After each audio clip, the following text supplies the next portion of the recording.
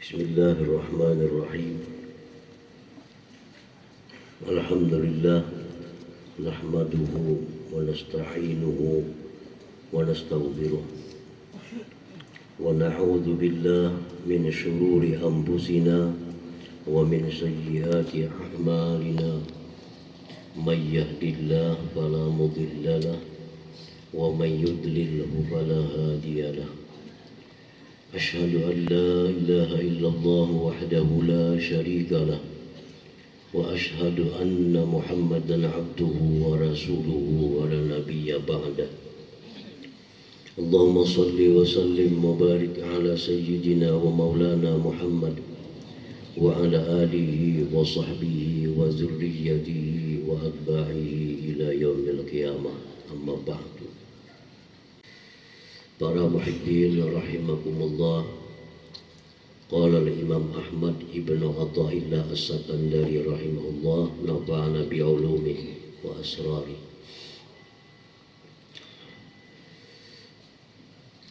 Berkata Imam Ahmad ibnu Athaillah As-Sakandari rahimahullah dalam hikmah yang ke-240 dari Al-Hikam Al-Athaiyah.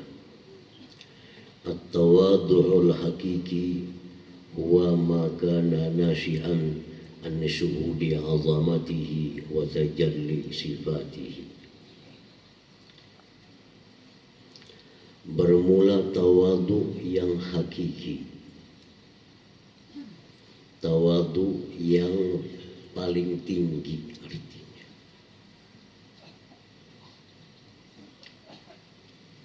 Ialah sesuatu yang terbit, sesuatu yang timbul, sesuatu yang datang dari menyaksikan keagungan Allah Subhanahu wa ta'ala dan nampaknya sifat-sifat Allah Subhanahu wa ta'ala. Nah, itulah tawadhu yang hakiki, tawadhu yang paling tinggi, tawadhu yang paling utama,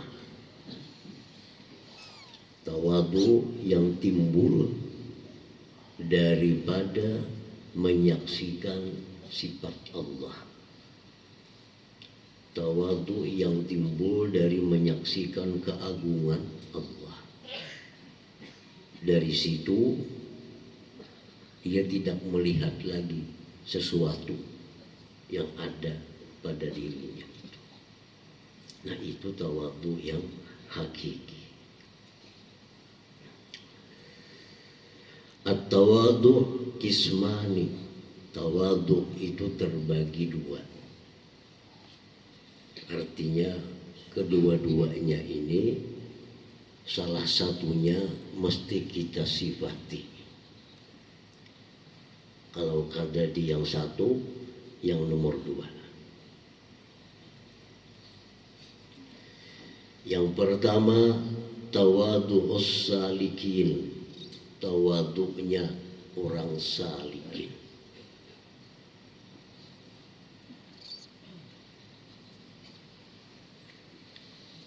Yang ada dua aja, ada salikin, ada arifin atau wasilin. Ada orang salikin, ada orang arif atau wasil yang sampai ilmunya kepada Allah. Nah, hanya dua itu yang diiktibar. Tidak ada tawadhu itu bagi orang awam. Orang awam yang ada tahu tawadhu.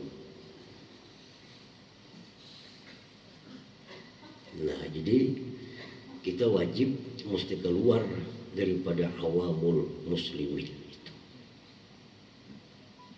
Kita mesti menjadi orang salikin. Itu minimal. Karena tawadhu ini hanya ada dua. Ada tawadhu'nya orang salikin, ada tawadhu'nya orang arifin. Orang awam ada tahu di tawadhu'nya. Makanya saya sedikit panas, sedikit kalahian. Kenapa? Karena kan ada sifat tawadhu, sedikit bahwalan. Nah itu orang awam muslimin. Nah jadi tawadhu ini ada tawadhu salikin. Tawadhu salikin ini tawadhu yang disifati oleh setiap orang mukmin. Setiap orang mukmin wajib di sini bersifat tawadhu ini. Tawadhu as-salikin ini yang pertama, yang paling rendah, yang bisa terjangkau oleh semua kaum muslimin, bisa terjangkau. Walladzi nasha'a anin nadhari ila naqsin nafsi wa uyubiha wa kasrati zunubiha wa awratiha.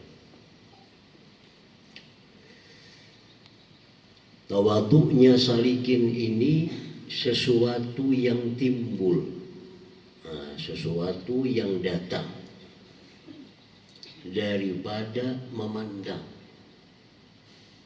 kepada kekurangan diri dan aib-aib diri, wa kasrati zunubiha, dan banyaknya dosa-dosa diri, wa auratiha, dan aurat-aurat diri. Nah ini tawadhunya orang salikin, tawadhunya setiap orang mukminin mesti.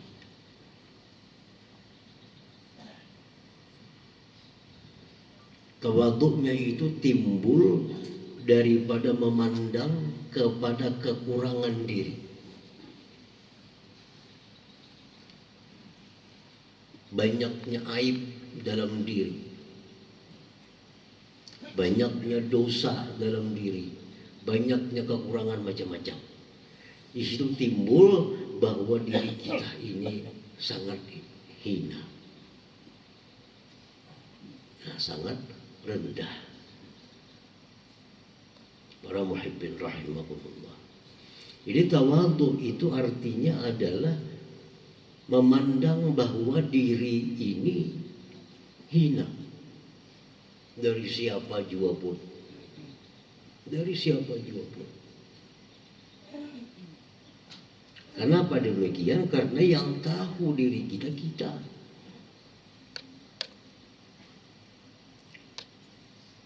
diri perampok kita kada tahu hanya perampoknya itu aja, yang lainnya kita kada tahu, hanya Allah yang tahu.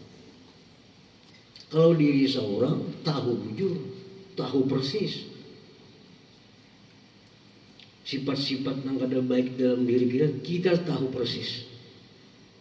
Kita ada pemarah, kita ada penyinggungan, kita ada hubud dunia, kita ada riyanya, kita ada sombongnya, kita ada kikirnya, kita ada dendamnya.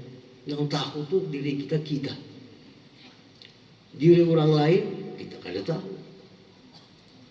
Jadi kadang-kadang kita memadahkan diri kita lebih baik daripada orang lain, karena diri orang lain kita kada tahu.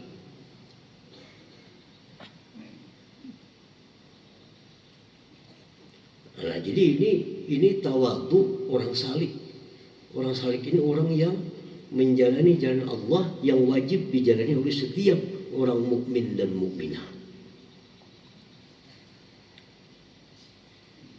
Nah, para muhibbin rahimakumullah. Jadi tawadhu ini min af'alil qulub, ini perbuatan hati. Wa yadhharu atharuhu bil jawari, dan timbul pengaruhnya di dalam anggota tubuh kita. Anggota tubuh timbul di mulut, kayak pemulutnya orang tawadhu. Timbul di mata, kayak pematanya orang tawadhu. Timbul cara berjalan, kayak apa jalannya orang tawadhu. Nah, tawadhu itu fil qalbi, di dalam hati.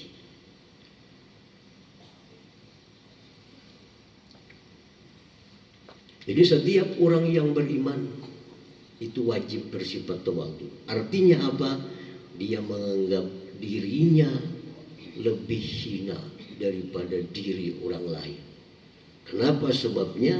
Karena diriku lebih banyak dosa daripada orang lain. Dan aku tahu diriku, kada tahu diri orang.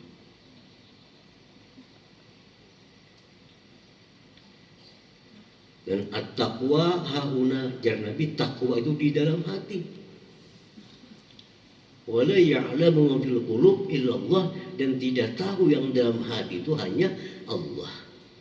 Jadi kita harus tahu hati orang. Orang hati maling, orang gawiannya maling.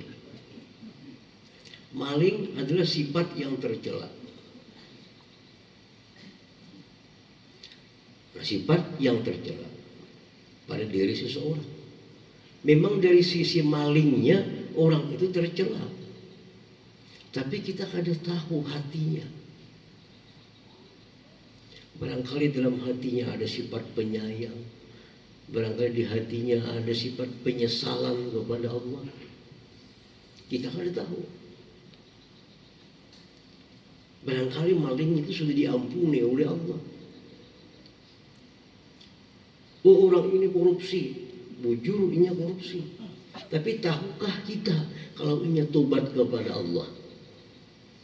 Tahukah kalau ini malam menangis menyesali perbuatannya karena dimurkai oleh Allah? Mana kita tahu. Jadi tawadhu itu menganggap diri lebih hina daripada orang lain, dari siapa juga pun.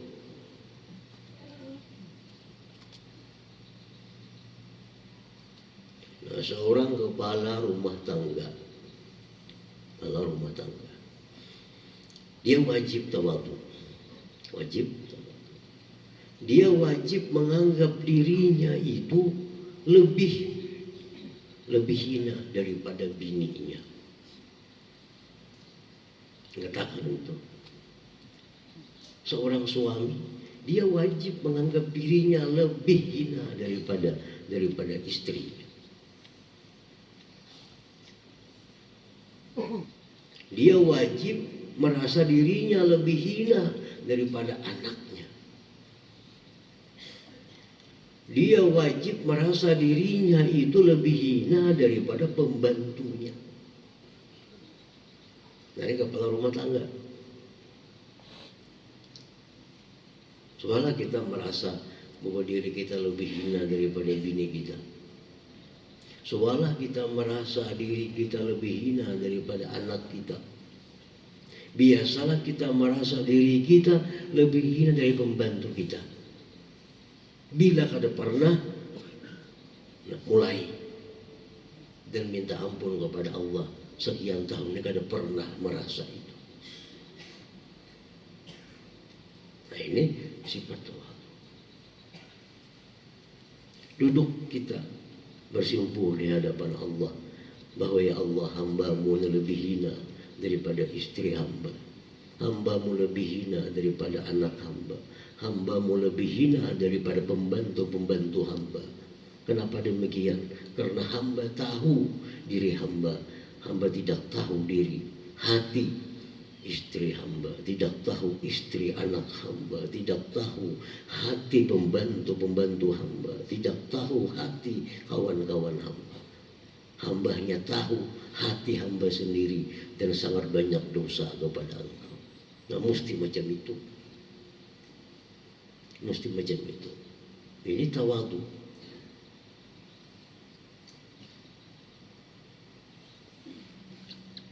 Ini kewajiban setiap orang dalam hati demikian. Seorang laki yang tawadhu kepada bini, kepada anak, kepada pembantu, bukan berarti kada boleh menyuruh bini, menyuruh anak, menyuruh pembantu. Bukan berarti kada boleh marah kepada mereka. Itu soal lain.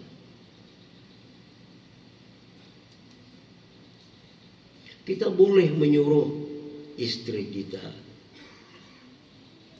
menyuruh anak kita menyuruh pembantu kita kalau itu memang disuruh oleh Allah Subhanahu wa taala.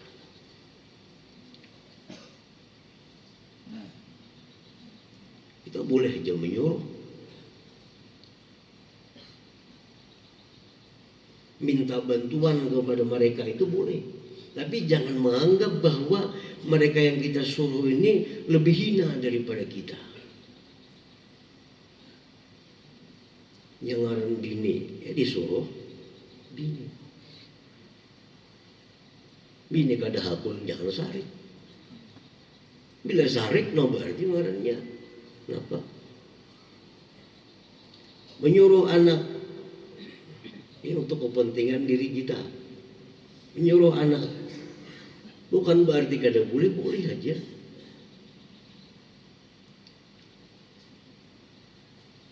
Menyuruh pembantu memang tugasnya untuk disuruh. Tapi perasaan dalam hati kita, diri kita lebih hina daripada mereka. Seorang atasan, seorang pejabat, kenapa ke atasan, mesti menganggap bahwa diriku lebih hina daripada staf-stafku. Kenapa sebabnya? Karena aku tahu diriku banyak dosa. Stafku bang, kada tahu. Barangkali tobat kepada Allah di malam hari. Barangkali hatinya ada sifat-sifat mulia dalam hatinya. Mana tahu, kita kada tahu. Nah, jadi seorang atasan itu dia wajib bersifat tawadu. Dan tawadunya adalah bahwa menganggap dirinya lebih hina daripada bawahannya di sisi Allah Subhanahu wa taala, di sisi Allah Subhanahu wa taala. Karena aku yang tahu bujur diriku lebih banyak dosa daripadanya. Perkara hatinya itu aku kada tahu. Nah, para muhibbin rahimakumullah,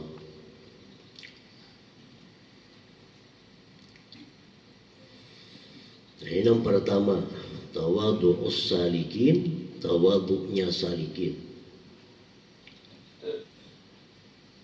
Walladhi nasha'a, sesuatu yang muncul anin nazar, daripada memandang, ila naqsil nafsi, kepada kekurangan diri, wa uyubiha, aib-aib diri, wa kasrati zunubiha, banyaknya dosa-dosa diri, wa auratiha, dan auratnya. Jadi seorang atasan yang merasakan dirinya tawadhu bukan berarti kada boleh nyuruh bawahan, bukan berarti itu. Memang tugas bawahan untuk disuruh. Tugas staf memang untuk disuruh. Itu tugas mereka.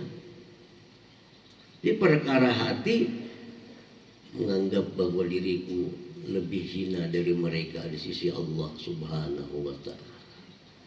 Nah, bila kita kada pernah melakukan itu, kita wajib istighfar, minta ampun kepada Allah. Pernahkah kita merasa bahwa diri kita lebih hina daripada bini kita? Pernahkah kita merasa bahwa diri kita lebih hina daripada anak kita? Pernah kali kita merasa bahwa diri kita lebih hina daripada pembantu kita di sisi Allah? Bila kada pernah, nah itu mesti kita laksanakan. Laksanakan itu. Karena ini kewajiban bagi setiap orang yang beriman. Bersifat tawadhu.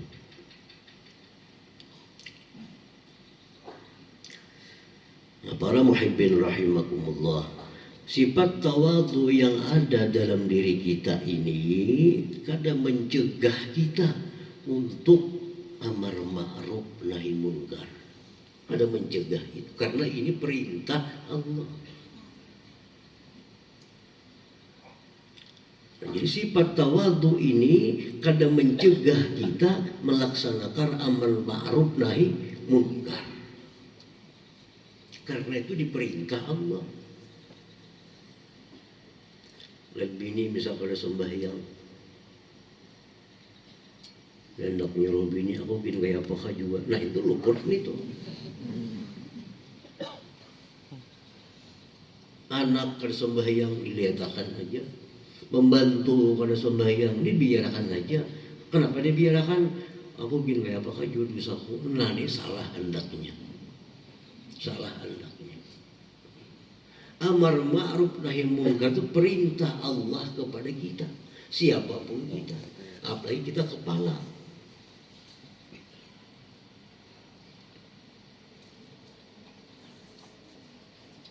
Nah, para muhibbin rahimakumullah, mengetahui tawadhu'nya kita, kita suruh bini kita, omanya, lahan pang banyo, nakawa niya punya po awor, tes pang tawadhu kita.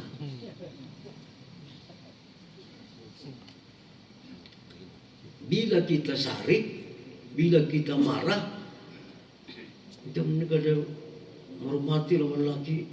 Ini melakukan baik itu ada wajib lawan kita.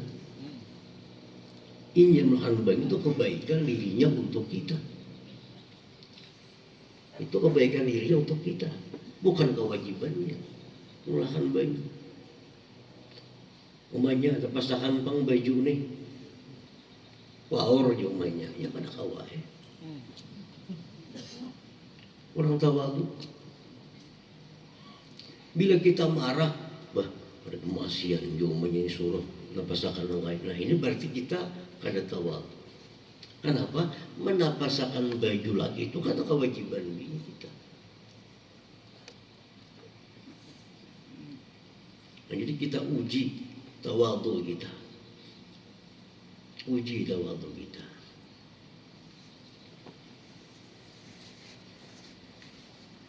Ini setiap orang yang beriman, dia wajib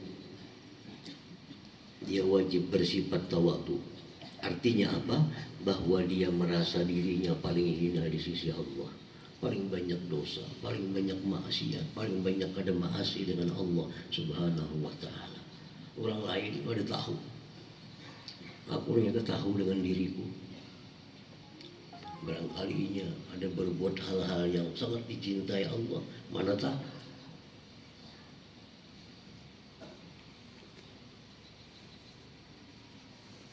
Zaman Nabi Musa alaihissalam, Nabi Musa itu nabi, pasti mulia, pasti hebat, pasti luar biasa di sisi Allah. Begitu Nabi Musa dilanda kemarau panjang, maka umat Nabi Musa mengadu kepada Musa, wahai Musa, minta kepada Allah, engkau kekasih Allah, hujani. Musa sampai istisqa dengan umatnya. Kada hujan hari. Maka Nabi Musa mengadu kepada Allah Subhanahu wa taala. Nabi Musa, Allah Ta'ala, wahai Musa, datangi di sebuah gua. Di sana ada hambaku, kekasihku yang bernama Barah. Mintalah kau di sana, minta doa kepada Allah agar dihujani hari. Nah, seorang nabi, seorang rasul, kekasih Allah yang dianggap oleh umatnya orang yang apa aja minta dikabulkan Allah, disuruh Allah mendatangi Barah.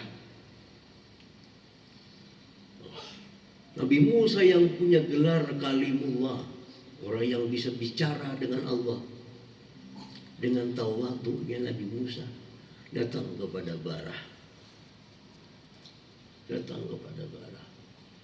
Wahai Barah, berdoalah kau kepada Allah. Doa apa? Ya Barah, kan kita pada hujan nih, kita kemarau, sudah banyak korban, sudah banyak yang kelaparan. Berdoa kau kepada Allah.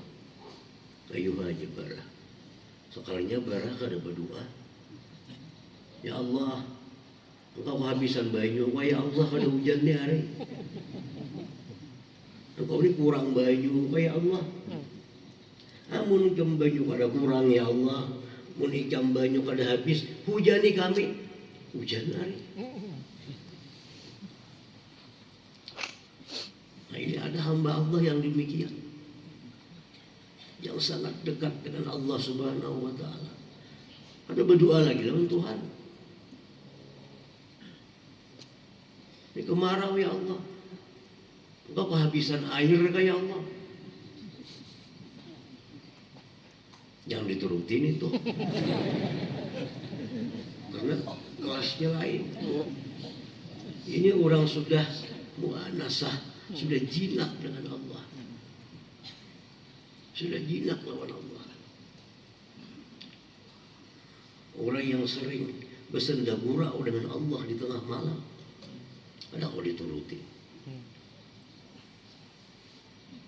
Nah, Nabi Musa dengan tawadhu'nya beliau mendatangi ke sebuah gua mencari bara.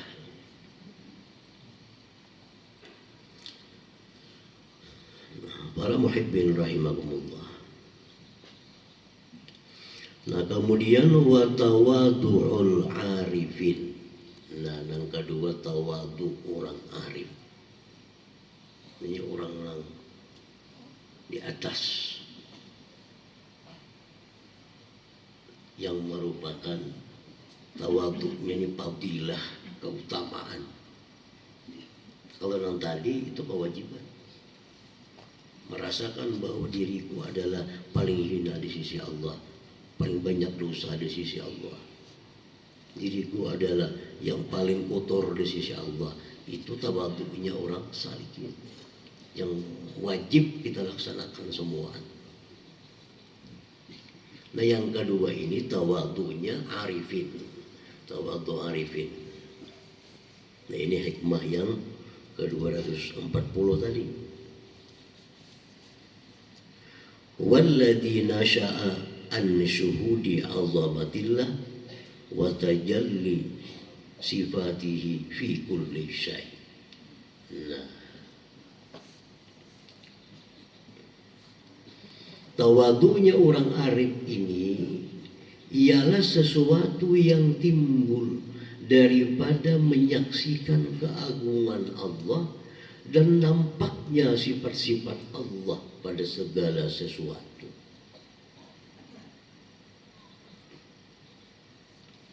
Jadi orang arif ini dia melihat keagungan Allah pada tiap-tiap sesuatu. Dia lihat binatang, dia lihat manusia, dia lihat apapun yang dia lihat, menunjukkan kepada keagungan Allah dan nampaknya sifat-sifat Allah di situ. Di situ kudratnya Allah, di situ iradatnya Allah. Adalah gunung mungkin ada kudratnya Allah, ada. Adalah gunung mungkin ada iradatnya Allah, ada. Adalah gunung mungkin ada hayyun hidupnya Allah, ada. Nah, orang arif itu melihat di situ. Nah, begitu melihat semua itu tanda kebesaran Allah, tanda nampaknya sifat-sifat Allah, lalu merasakan dirinya tidak punya apa-apa. Dirinya hilang, dirinya menjadi nol. Nah, ini sedikit perbedaan antara orang arif dengan orang salikin. Tawadhu'nya sama, cuma datangnya dari mana? Kalau salikin melihat kekurangan diri, lalu bersifat tawadhu.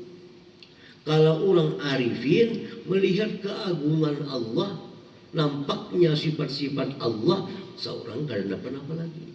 Sama aja juga, tawadhu juga.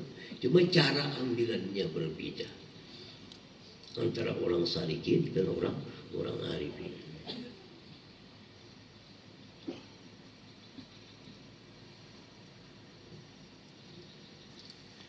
Nah, yang wajib bagi setiap seorang mukmin adalah tawadhu'nya salikin. Itu yang wajib. Sedangkan tawadhunya orang arifin ini fadilah, keutamaan. Jadi orang-orang salikin pada usaha memandang keagungan Allah, nampaknya sifat Allah pada segala sesuatu. Itu orang arifin. Kalau orang-orang salikin yang macam kita, nah hanya hendak berjalan, nah kita lihat terbatasnya diri kita. Kita kada bisa apa-apa kalau kada di oleh Allah. Kada bisa apa-apa. Selama ini kita macam ini karena dikayakan Allah. Kita kawa kayak ini karena dikuasakan oleh Allah. Kita bisa kayak karena dibisakan oleh Allah Subhanahu wa taala. Kalau akunya kan apa-apa. Nah itu tawadhunya orang salikin atau muridin yang mestinya wajib bagi setiap hamba-hamba Allah Subhanahu wa taala.